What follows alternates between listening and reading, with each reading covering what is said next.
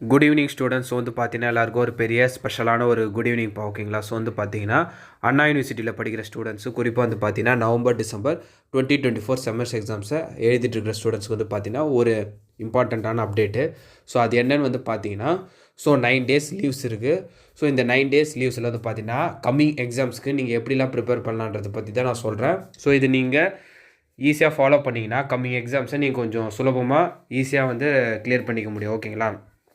So அது மட்டும் இல்லாமல் இந்த 9 டேஸ் லீவில் வந்து பார்த்தீங்கன்னா நீங்கள் கண்டிப்பாக கொஞ்சம் எஃபர்ட் போட்டு படிக்கணும். இந்த லீவை வந்து யூஸ் பண்ணிக்கலைன்னா கொஞ்சம் ஸ்ட்ரகிள் ஆகிங்கப்பா. ஸோ அதனால தான் ஒரு இன்ஃபர்மேஷனாக இப்போ நான் சொல்கிறேன். ஃபஸ்ட்டு வந்து பார்த்தீங்கன்னா 9 டேஸ்க்கு அப்புறம் உங்களுக்கு என்னென்ன எக்ஸாம்ஸ்லாம் வருதோ ஸோ அதுக்கு வந்து பார்த்தீங்கன்னா ஒரு ஸ்ட்ராட்டஜி மாதிரி ஃபாலோ பண்ணுங்கள். ஸோ இந்த டேட்லேருந்து இந்த டேட் வரைக்கும் நான் இந்த சப்ஜெக்ட் படிக்க போகிறேன்னு சொல்லிட்டு நீங்கள் ஒரு ஸ்ட்ராட்டஜி மாதிரி போட்டு வச்சுங்க ஓகேங்களா. ஸோ அப்படி போட்டு நீங்கள் படிச்சிட்டிங்கன்னா எக்ஸாம் வர கிட்டத்தில் நீங்கள் ரிவிஷன் மட்டும் பண்ணால் கரெக்டாக உங்களுக்கு இருக்கும் ஓகேங்களா. ஸோ நீங்கள் வந்து பார்த்தீங்கன்னா இந்த சப்ஜெக்ட்டில் கொஞ்சம் அந்த சப்ஜெக்ட்டில் கொஞ்சம் அப்படி படிச்சிங்கன்னா உங்களுக்கு செட் ஆகாது. ஒவ்வொரு சப்ஜெக்ட்டு தான் நீங்கள் ஸ்ட்ராட்டஜி. ஸோ இந்த 2 நாள் இந்த சப்ஜெக்ட். ஸோ இந்த மாதிரி நீங்கள் படித்தாலே கம்மிங் எக்ஸாம்ஸும் ஃபுல்லாக நீங்கள் படித்து முடிச்சிடலாம். நீங்கள் ஜஸ்ட் ரிவிஷன் மட்டும் பண்ணிட்டு போனால் உங்களுக்கு கரெக்டாக இருக்கும் ஓகேங்களா. ஸோ எப்படின்னு வந்து பார்த்தீங்கன்னா நெக்ஸ்ட்டு வந்து ரிப்பீட்டடாக ஸ்டூடெண்ட்ஸ் கேட்குற டவுட் என்னென்னா சப்டிவிஷன் மாதிரி கொஷின் கொடுத்துறாங்க. ஸோ அதை வந்து பார்த்தீங்கன்னா இப்போ உதாரணத்துக்கு ஒரு 13 மார்க் இருக்குன்னு வச்சுங்களேன். 2 சப்டிவிஷனாக ஸ்ப்ளிட் பண்ணி கொடுக்குறாங்களா, அதில் 1 அட்டன் பண்ண முடியுது, இல்லை 1 அட்டன் பண்ண முடியல, டஃப்பாக இருக்குன்றாங்க. அப்படி இல்லைன்னா 2ஆக ஸ்ப்ளிட் பண்ணி கொடுக்குறாங்களா, அது 2மே 2 13 மார்க் மாதிரி பெருசாக இருக்குது, எங்களால் எழுதி முடிக்க முடியல அப்படின்றாங்க ஓகேங்களா. ஸோ இந்த மாதிரி வர சுச்சுவேஷனில் நீங்கள் என்ன பண்ணணும்னா வேறு கொஷின், அதாவது சிங்கிளாக கொடுக்குறாங்க பார்த்தீங்களா கொஷினை, அந்த கொஷினை சூஸ் பண்ணுங்கள். ஸோ நீங்கள் வந்து பார்த்தீங்கன்னா இந்த 2 சப்டிவிஷனை கொடுக்குற கொஷின் சூஸ் பண்ணிங்கன்னா ஒன்று டைம் வந்து அதிகமாக கன்சியூம் ஆகும், அப்படி இல்லைன்னா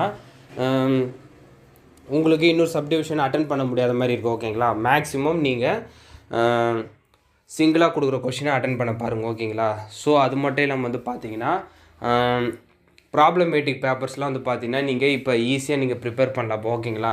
ஸோ ப்ராப்ளமேட்டிக் பேப்பர்ஸில் நீங்கள் வந்து ஃபார்முலா அண்டு பேட்டர்னு எந்தெந்த யூனிட் எந்த டாபிக் யூஸ் பண்ணணுன்றதை நீங்கள் ஒரு கிளாரிட்டியாக நோட்ஸ் மாதிரி போட்டு கிளியராக படித்து வச்சுக்கோங்க ஓகேங்களா. ஏன்னா எக்ஸாம் கிட்டத்தில் வந்து நீங்கள் ப்ரிப்பேர் பண்ணும்போது கொஞ்சம் மாற்றி ப்ரிப்பேர் பண்ணுற கொஞ்சம் கன்ஃபியூஸ் ஆகிட்டதால் ப்ராப்ளமேட்டிக் பேப்பரில் ஸ்கோர் பண்ண முடியல. ஸோ இந்த டைமில் வந்து பார்த்தீங்கன்னா நீங்கள் அதை வந்து செப்பரேட்டாக ஸ்ட்ராட்டஜி போட்டு ப்ரிப்பேர் பண்ணி நீங்கள் வச்சுக்கலாம் உங்கள் எக்ஸாம்ஸுக்கு ஓகேங்களா.